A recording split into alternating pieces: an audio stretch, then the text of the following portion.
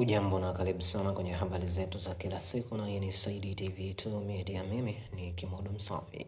Uhalifu wa kivita Uvira washutumu M23 na Rwanda.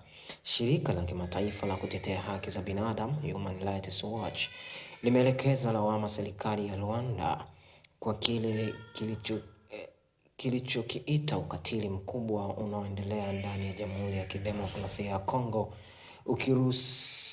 ukihusishwa na wahasi wa M23. Katika ripoti iliyotolewa Mei 13, 2026, shirika hilo limeeleza kuwa kumekuwa na matukio ya mauaji, ukatili na kingono pamoja na utekaji nyara dhidi ya raia katika eneo la Uvira. Human Rights Watch imeitaka serikali ya Rwanda kusitisha mara moja msaada wa kijeshi na vifaa vinavyodaiwa kutolewa kwa wahasi wa M23.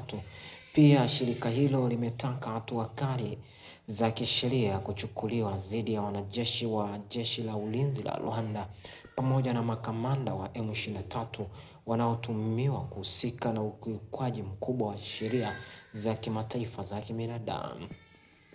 Kwa mjibu wa taarifa hiyo, mji wa Uvira uliokuwa ukitumika kama makao makuu ya muda wa South Kivu baada ya kuanguka kwa Bukavu ulidhibitiwa na M23 mwanzoni mwa Disemba 2025.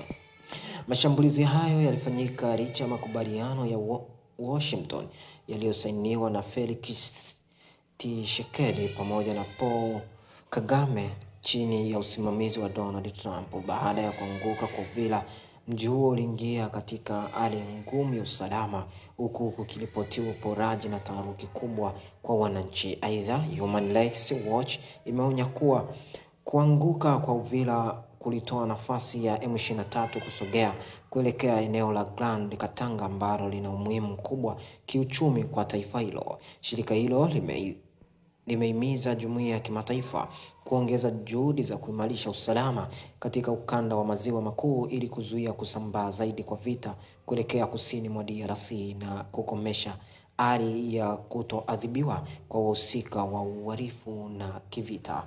Mimi ni Kimodo Msafi na hii ni Saidi TV2 Media. Makao makuu ni Australia. Uwe na wakati mwema. Bye bye.